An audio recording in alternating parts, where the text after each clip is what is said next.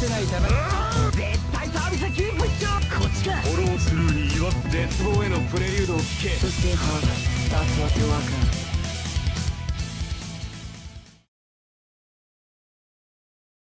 Hey everyone, it's CurlyHairedHero, and welcome back to Prince of Tennis 2005 Crystal Drive. We're in the Iron Plate 3 final round, taking on, I don't know who, because I didn't get to see who our opponents were. Because I've been trying to figure out how these... Oh, actually, I can look at my opponent's bench? Yeah, and see who they have. Alright, so we've got... Ooh, interesting. So it's... Okay, that sucks. We got Sengoku Atabe as the captain, and then Sanada. Interesting. So it seems like this is like an... I think I've faced a similar team before, but it's just like all aces. I think this is kind of the same thing, except we have two people from the same team. So not really sure what that's supposed to mean. They're definitely really good players, all four of them. Renji is kind of the odd one out, even though his statistically or stats-wise he's really solid. He's not exactly one of the top players in the series. Sengoku is to an extent. I mean, he's in a weird spot where he's like good within a bubble. He's like the best player of his team, but like his team sucks. But at the same time, they're like good. I don't know, it's a mess. They're like, I think like the no, because Hyote is probably third at best. Because presumably Sengoku is first, right? Or at the very least, like second or something like that. With Hiki Daiki here at first because they've won nationals, right? Then you got Hyote, who is like the massive team. I'm pretty sure they're got to be up there. So maybe that just puts Yamabuki-chu in second, or sorry, fourth, because they have, they have apparently a really good doubles team that I think they've won like a national tournament themselves or something like that. And they also have Sengoku, but that's kind of all they've got. They don't really do too much. I know they won some sort of thing. I just don't remember necessarily what it was. They had some sort of information. Because it's sort of like this big deal. Oh, I'm over here confused because I keep moving by myself. I thought my controller having some kind of like weird, what is it called? Like Joy-Con drift, but even though it's not Joy-Con, but you know what I mean. But yeah, he has this special where it's kind of like the opposite of the Tesca Zone, where it makes a lot less sense. This Tesca Zone I can kind of make out theoretically, even though it's completely impossible.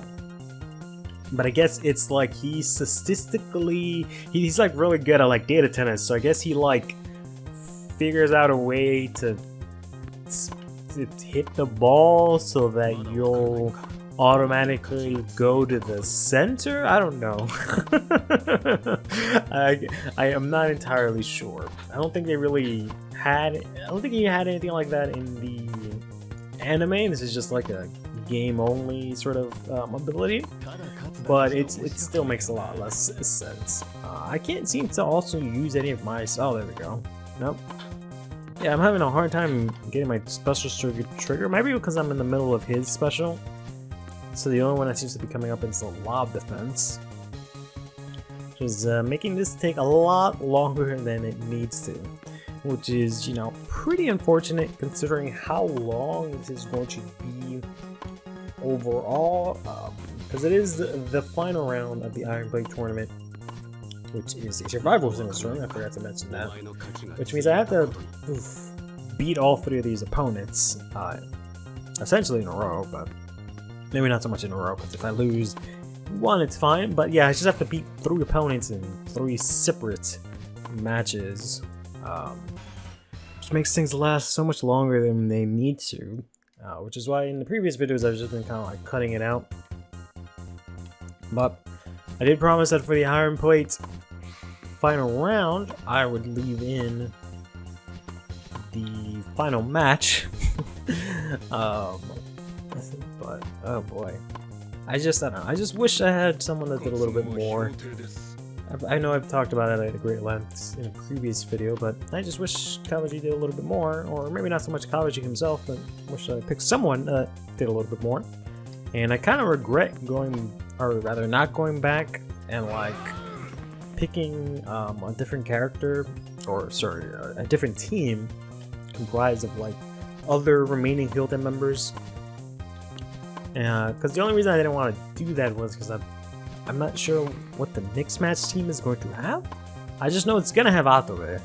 I'm assuming it's like Shishido and Otari and then Kawaji as second singles, but I'm not entirely sure. But in that case, it's kind of a waste that I'm already using Kawaji here, but we'll see what happens. I just know for a fact we'll have Atobe, because I have to unlock him, as well as the coach, Sasaki, in order to get that mixed match team unlocked. Because I can only unlock the final Hyuga character using this mixed match team, which is kind of odd, but it's kind of whatever. Just because he's like not even like super relevant in the Prince of Tennis series. At least even like speaking strictly based on like the manga, or sorry, the anime, he really only has like one appearance, where he plays against someone. I don't remember who it was.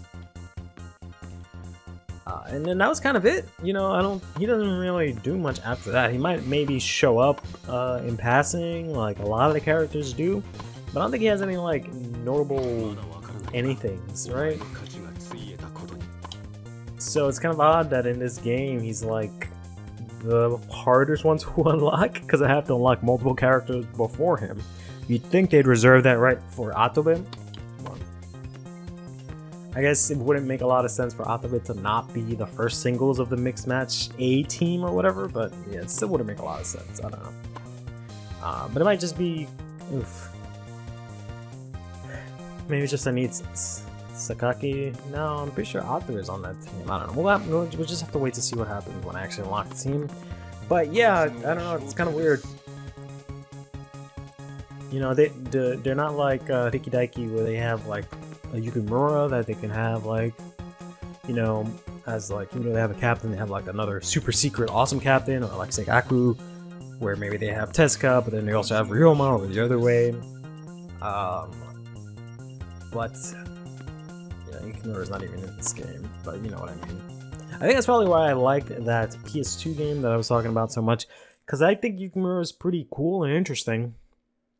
But I'm really disappointed that all he really does, at the very least from what I remember, is he plays so great. Like, I hate it when like they can't really come up with anything for characters in terms of like abilities and strengths in order to set them apart. Nothing like, you know, tangible. So they have to just kind of make something up in a flowery way. Like something that can't be like easily displayed or discussed or anything like that. It's just this sort of super kind of generic ability where it's like Yukimura is so good and so amazing at everything that when you play with him you experience yips, which is just this weird phenomenon where for some reason you just can't play or do. I don't know if it's specific to sports, but I know it comes up on sports, but it's just you just can't do what you used to regularly do one day. It just, your body just, or your mind, or it just doesn't happen, right? So apparently you play Yukimura, and the fact that he's just so good at like everything, nothing in particular, just in general, he's just so good at everything, that you as a player are just so astounded that you develop yips and are unable to play you know, tennis after that. Because they couldn't just give him like, oh no, he's really good at doing serves, or you know, he plays really good serve and volley or something like that. Nope, it's just he's just default amazing. Therefore, you will automatically lose your shit when you play with him because we have no other way to power scale for him. And we've talked so much shit about him, you know, for several chapters / episodes that we've got to make him stand out somehow, even though he's going to be vastly irrelevant once we move on to the next stage. But, yeah. Suffice to say, while I was watching the anime, I was very excited to see Yukimura play, because I was like, oh man, I wonder what he's going to do, because, you know, that's always what it's like, you know, not even so much them building a character, but I'm just curious to see how they're going to like display the character. You know, I'm always interested in series that I think that's probably like why I like Yu Yu Hakusho so much, because I like it when it's not so much that I like techniques and abilities or whatnot, but I like it when they sort of like how do I explain this? They use it to sort of define a character's identity in a sense, which is something that I've kind of been struggling with lately. But basically, like, that's why I liked in like Duel Links in Yu-Gi-Oh, where it was like, you know, you had Joey Wheeler, you know, he's kind of scrappy, so he has sort of like a luck-based deck, and he has like these beasts and monsters because he's kind of just going all in and all that kind of stuff. And you got Kaiba, who's, you know, rich, so he's got all these machines and these giant powerful monsters and all this stuff. Yugi's a fucking pharaoh, so he has all these ancient like magicians kinds of things, even though they all three of them use varied amounts of cards. But and then you got like, you know, my Valentine uses like harpies. Like, I like that whatever a character does in the series, whatever the case may be, I liked it to see it reflected in or rather the other way around. I like who they are as a person, like their personality and their values and all that, to be reflected in what they do, whatever it is in the series, whether it's fighting or playing card games or racing, or whatever the case may be, right? I really like it when creators manage to find a way to do that. And I'm always interested in seeing the different ways that you can, like, you know, display how a character's, you know, character is by action, instead of just by saying like, oh, this is the person with blue hair, this is over here the person with red hair, and they also like fish or whatever the fuck, right? Because I guess I'm more into doing or showing by doing, I guess is the correct way to phrase that. So that's why when it comes to like series where I personally can't come up with like a way to like distinguish things, because, you know, tennis is kind of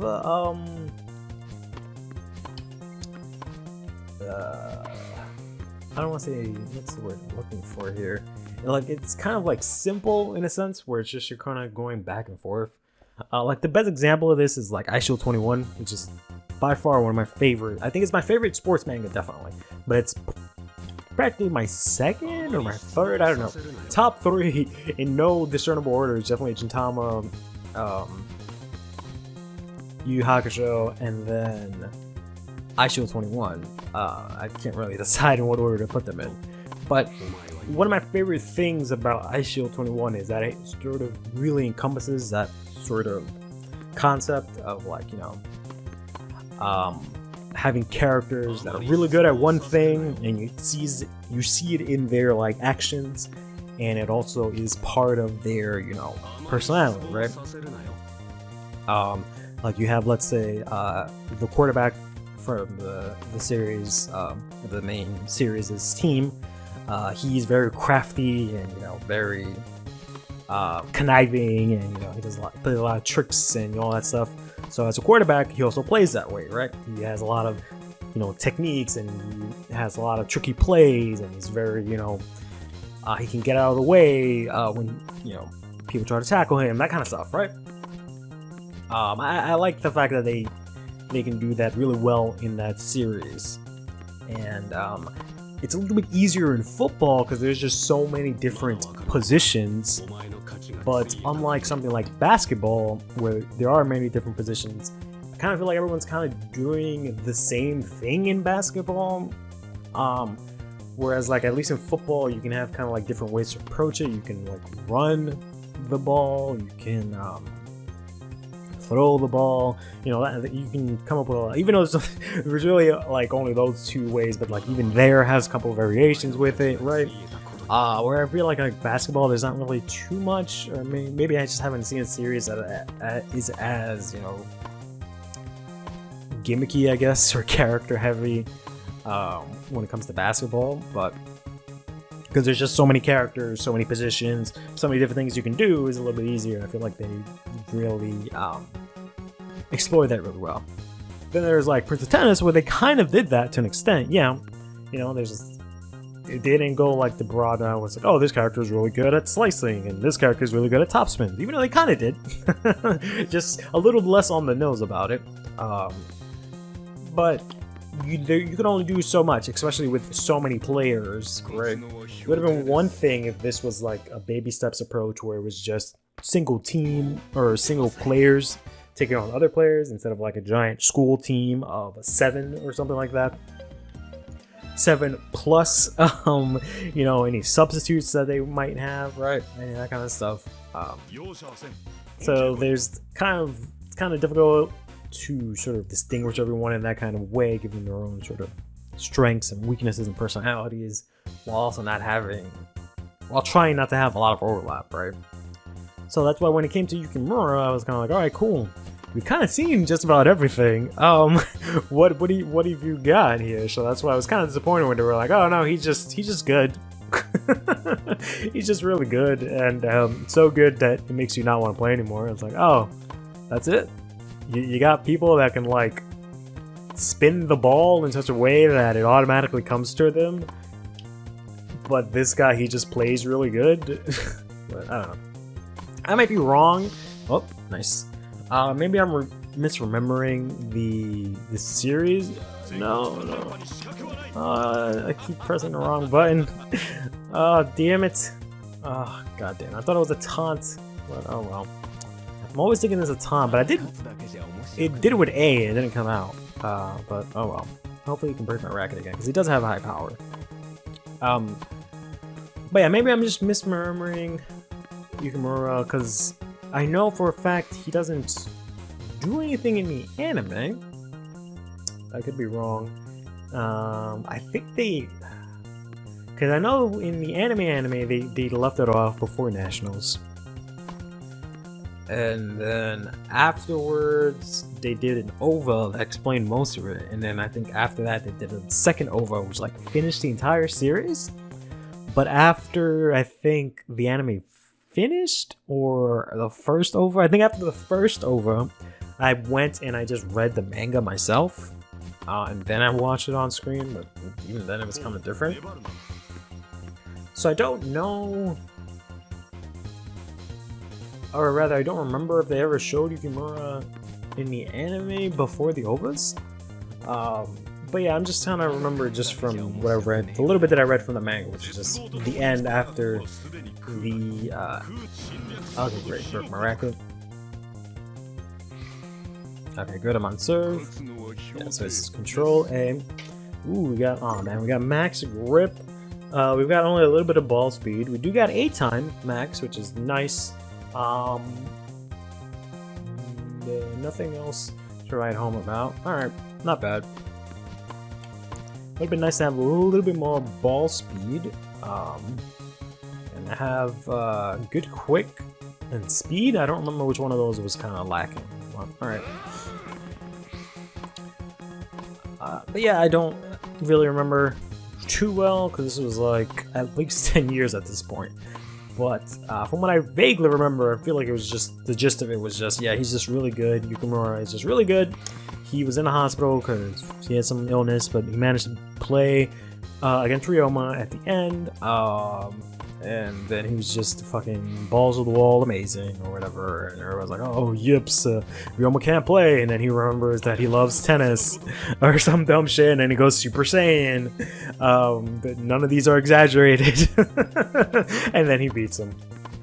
And then, I mean, I like the final point of that game, even though it's complete and utter garbagey bullshit. But basically, I forgot who does it. I think Ryoma develops like some sort of like samurai slice, and he like hits the ball into the net. So, I don't know if I'm able to show it here, but basically where the pole is, there's the pole and then there's the net. In between that, there's like a piece of the net that's just tied up to the pole. So that's really like tight and firm. So Ryoma hit the ball into that, cut the ball in half, which then counted as 2 balls being in play. And then him and Ryoma and Yukimura were hitting both halves of the ball that were still able to bounce somehow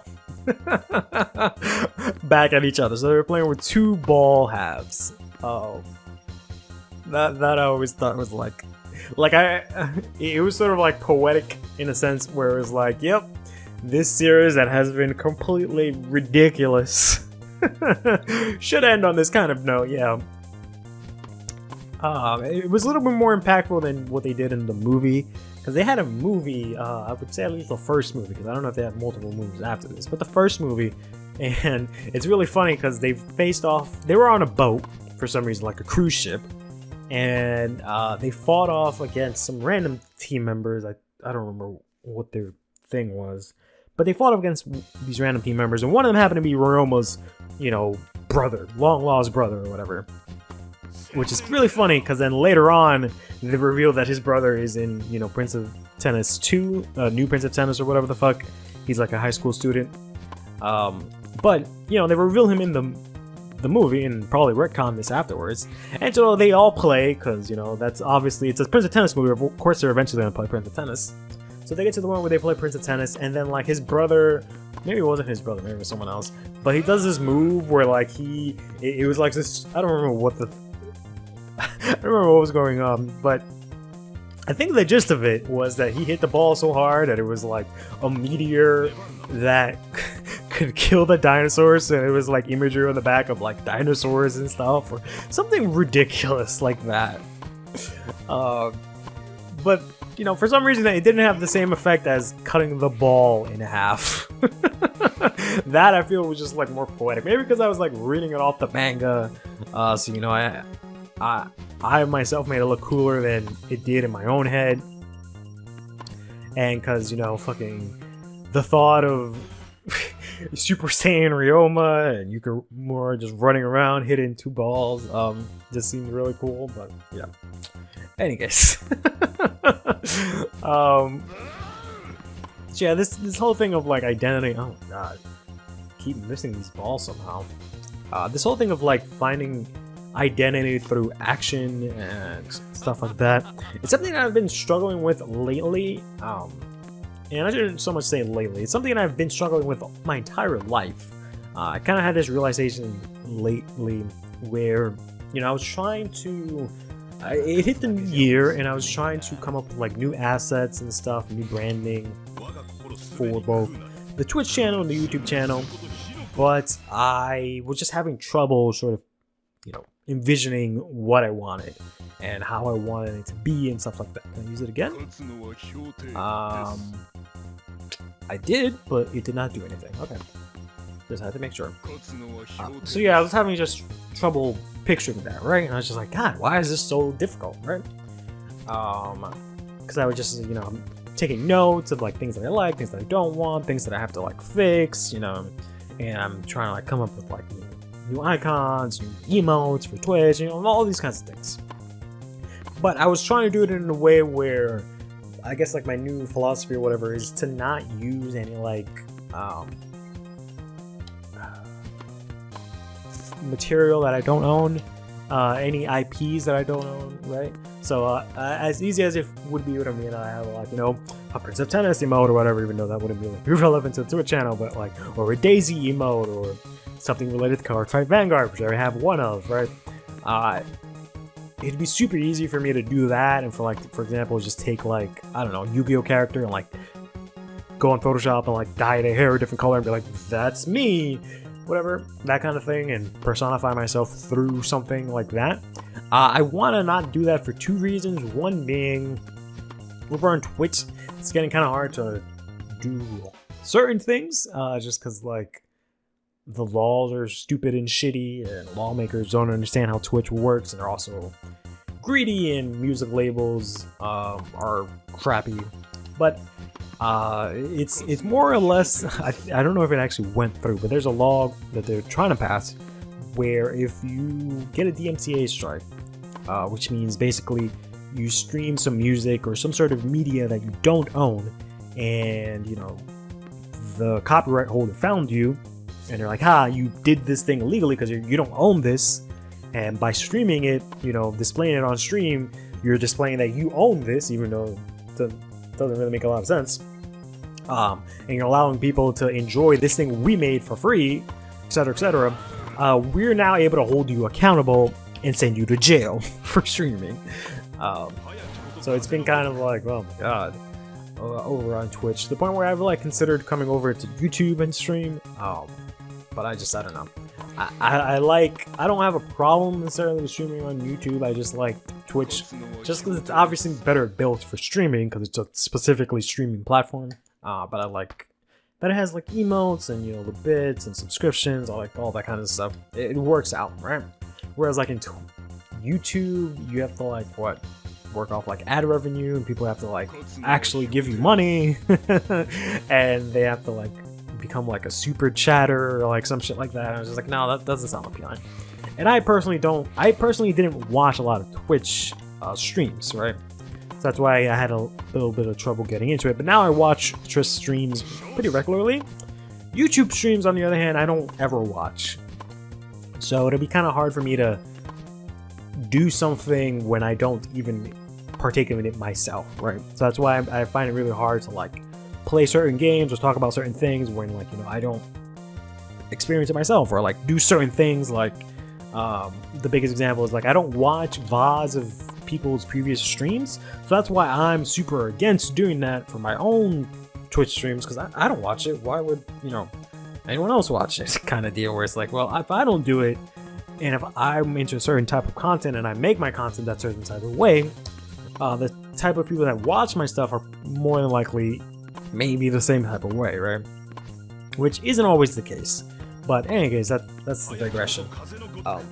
So because of this whole you can go to jail for streaming kind of issue, I've been trying to picture myself as like a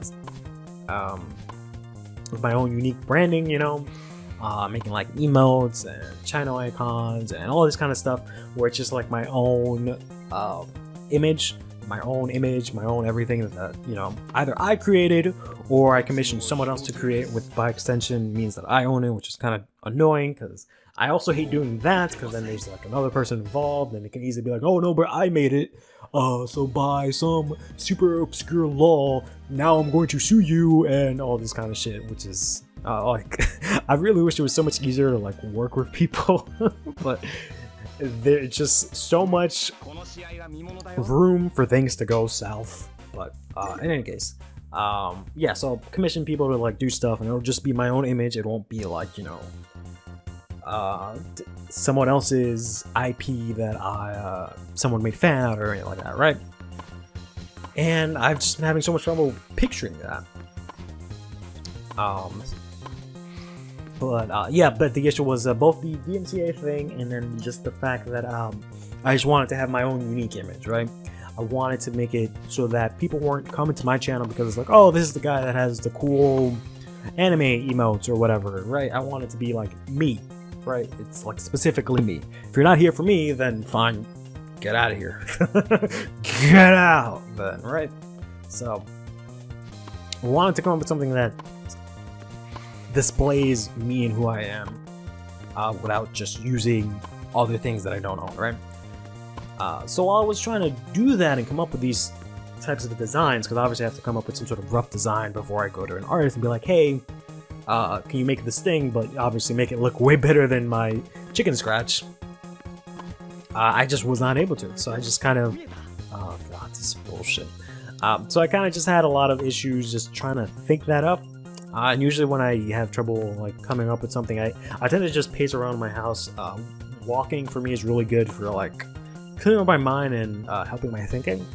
And I realized that I've always really had this issue with like identity. I've always been in the middle of like an identity crisis, because I've always wanted to not be, you know, this goes back to even like when I was a little kid. I just never really wanted to be like everyone else. I wanted always to be unique. I wanted to be my own thing. So that's why, specifically in video games, I would play video games and I would hate in certain video games where, like, you know, people would pick my characters that I used, that I would amplify with, all that. Man, why is this person playing as me? They suck, right? So if like, I don't know, let's say I'm playing like Super Smash Brothers and someone, I really like Mario, let's say hypothetically, and someone's picking Mario and I don't really like that person or whatever. I'm just like, man, it's so much cooler when I pick Mario. I hate it when they pick it, kind of situation.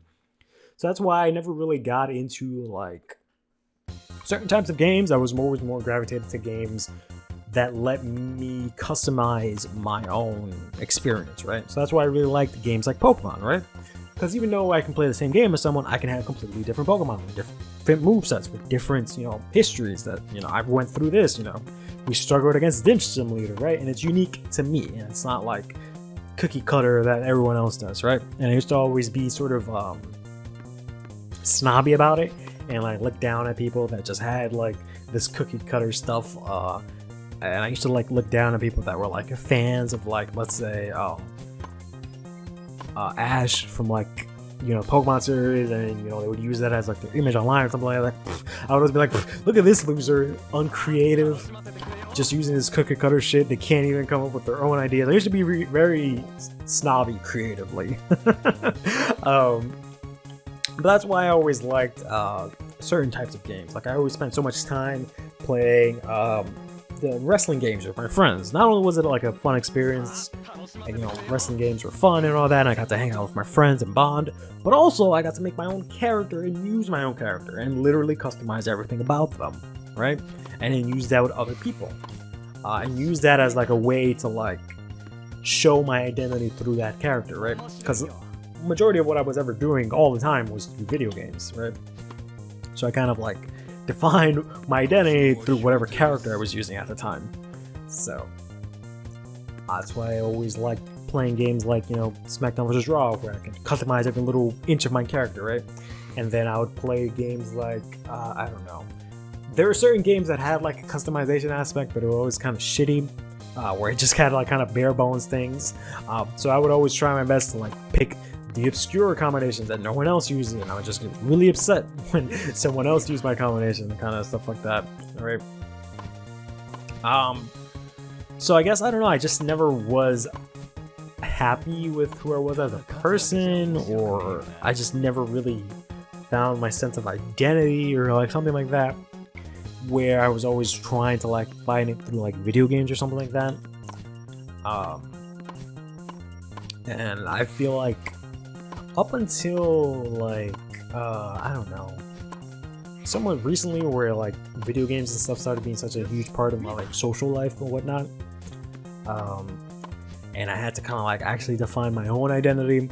I feel like at first things went out, you know, in my life, they were going okay, but then after a while they just started getting really not great.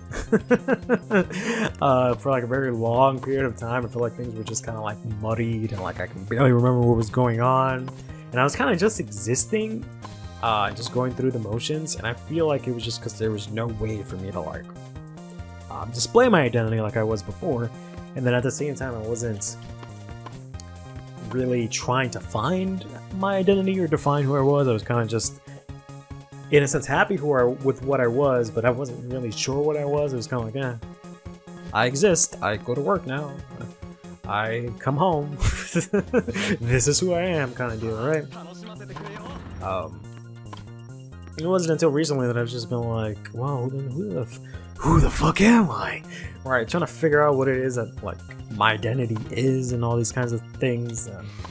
I know it sounds like very vague and odd what I'm discussing here, and that's kind of the point, is that I don't really know it all that well, but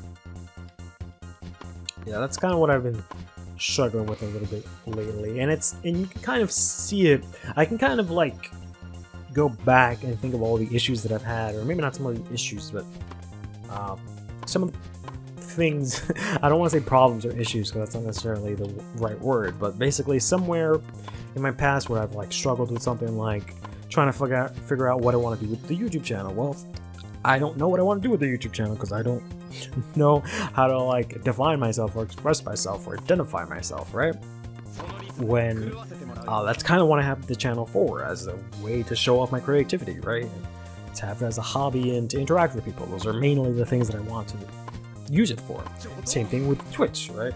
That's why I struggle so much with Twitch for a bit, and constantly struggle with Twitch, because it's more of who you are on Twitch than what's going on, right? So, and just a couple of other things in my life, I just feel like I just had a lot of weird identity issues, and I definitely haven't solved them yet. I'm still trying to figure things out. They get my asshole reamed over here by Sengoku. But yeah, I've just been having a rough time trying to figure things out, and it's just made it so much more difficult. Because I don't know, I'm just constantly pressuring myself, like, we're already but so many days into the year, and like, you haven't done this, and I'm always like pressuring myself, and all this self-doubt. I don't know. That's the game. So we're actually going to lose Kabaji number 1 here, but that's okay, because we've got Kabaji number 2 coming up. This is unfortunately going to make this video a little bit longer than I wanted it to be, because we're already at, about to say at 40 minutes or something like that.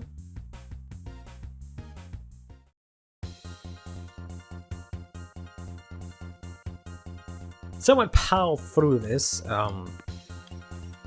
Sengoku's not super hard, but his the fact that he has not super high power means that he won't be breaking my racket, which means I won't be able to use that power-up move. So I have to play kind of black, because I can't really do anything too special aside from try and smash into awakening mode as much as possible, and then use the 2 seconds that base Kabaji gives me to hit some specials, but that's about it. Can't even seem to get the Hadouken to come out when I want it to, and it doesn't help that he like literally stops time. That doesn't really help make things go any faster. See if I can get him to do a lob here. Nope. Alright, managed to win the point. Because I guess I can just do that, just bully him at the top, and then if he hits a lob, I'll just swing with my special. There we go. So gonna start this shit immediately. Oh, I pressed it, but I guess it was a little bit too late.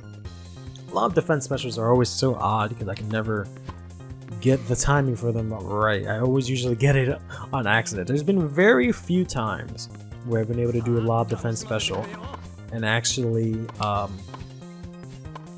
hit it when I want to. There we go. Alright, doing alright first game. Let's see if we can get through this. Oh boy. So I can't really do much to like power myself up, and I can't use the A gauge. And he's just gonna keep slowing things down. Which I don't really know if it really helps him as a computer as much. As someone that actually uses Sengoku, I've never really found that move to be super useful, to be honest. It's at most a hindrance, just because of the sheer fact that everything is, slow. It makes the game more of a grueling match than it needs to be. Because I feel like, it's pretty long as it is. Wow, how the hell did I miss that? Oh man, these overhead smashes are so odd for Kabaji, because he just slides so far forward sometimes that like he just overshoots it. Now let's go ahead and one of these. Of course, and then he overshoots it again. He just slides all the way to the top of the net. Which is, interesting, it might be useful, but I don't know. I think the first game I was having so much issues with that I almost like lost the whole thing, because it was just him sliding all over the place. But let's see if we can wrap up this game. Ooh shit! Oh man, that move is a tricky one. Because that one just comes out really fast. It's really hard to block when there's no anime cutscene to alert you that it's coming, and it just kind of happens. Oh my god, I missed that too. Are we really gonna lose Kabaji number 2 here? Good golly. Alright, so I took a little bit of a break. Fast forwarded through that really quickly. Because I had been talking about 40 minutes there, and I wanted to try and see if I can catch up a little bit with my mouth shut. Ooh, we got max ball speed, max quick, max spin. Alright, so this should be good. Don't have a lot of A time, unfortunately, but let's see if we can make this work. Managed to get lucky and actually lost my racket against Sengoku. I don't remember if it was before or after he went into Awakening. I think it was before Awakening, but it was a stroke of luck, because I was saying he doesn't really have a lot of power behind him, so he can't really do too much when it comes to breaking my racket. And I think when he uses that slowdown thing, I think it gives him a little bit of speed, which is kind of interesting. I hadn't really noticed that. I was gonna say, let's wait until he uses it again. I'm pretty sure he's gonna use it again in like a couple of seconds, so we won't really have to wait long to find out. Okay, just hit this, return ace there, so now we're up by 1. I still gotta win 3 more games in a row. Finish out this match here. At the very least, this thing was hella grueling.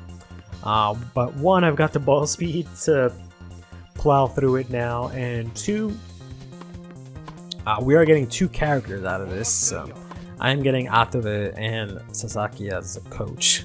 So I guess it's somewhat well deserved, but I feel like I've done more for less.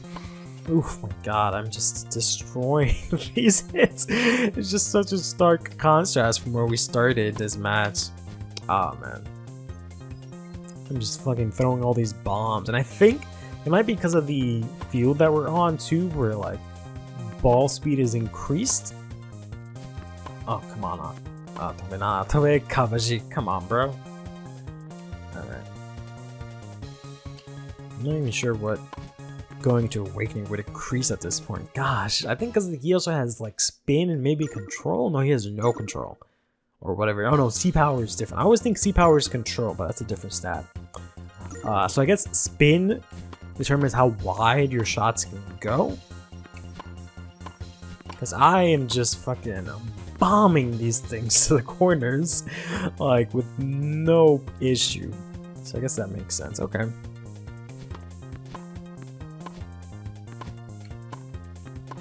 They're just coming in. They're coming in hot, Sengoku. You better get on your toes, because they're coming in hot. Damn. I don't know. After playing in what felt like not so much molasses, but watching the ball go by so slowly before, and now seeing this immediate boost, I can actually see the difference. Usually I can't see the difference between stat buffs or like different characters sometimes, but there are the times where like it's just blatantly different. Alright, so we're already here at the last game. If I can just manage to, good god, you see how fast I jumped over? I literally, oh my god, I was one side of the court and I hopscotched in one hop to the other side. Good golly. I'm always missing that hit. I don't know what it is. Yeah, the bounces must just be really low. This must be like some sort of weird pseudo clay court with low bounce, super high speed or something like that. I don't understand. And we just bombing these things, man. Can't even, he just like run aside next to it just to try and catch up with these balls, bro. Let's see if we can get a service ace to close this out. No, Sengoku's a pretty good return of serve, but that's gonna be game. Well, no, alright. You want to end it with a smash? There we go. Was it a smash, man? Definitely close enough. And he, I mean, combined, they all took out 4 games from me. No. Oh, it's only, wait, I'm confused. I thought I lost more than that, but, okay. Yeah, they took out a lot of games from me. Combined, they took out 8 games from me, I should say, but nonetheless, we managed to take them down. Couldn't get a single service ace. Could only get 2 smash aces, but I got a good amount of return aces. I used about half as much special shots as my opponents. I don't know, I guess that only shows Sengoku. I don't know if it shows the entirety of the thing. Oh no, yeah, no, it's just Sengoku because each of them have their own stats thing, which kind of sucks. There's no like summary of the entire thing, but in any case, that'll do it for the Iron Plate 3. Finally, we're gonna get Atobe, as well as a new coach in Sagaki. Good lord, that took like what felt like an eternity. But now, if we were to go to the team meta tool, here we should be able to find a Hyote team. Oh no, not team edit. Sorry. Where would I even go for this? I guess I have to go to like solo playing. Because team edit is for like actually editing teams, like your own default teams, which I haven't done in a while. But maybe we'll get some of that next season. Let's go to mix match here. Sure, whatever. I just want to take a look at the teams. There's the whole squad, height. And let's go to scroll here. So these are the default teams you unlock just from playing the game. And you'll see here after everyone we have the default Hyote Team A. It's exactly who I thought it was going to be. Sasaki as the coach. We're going to get Atobe, Kabaji, Otari, and Chishiro. I should have not used Kabaji, but whatever, it's too late now. Take care of yourself.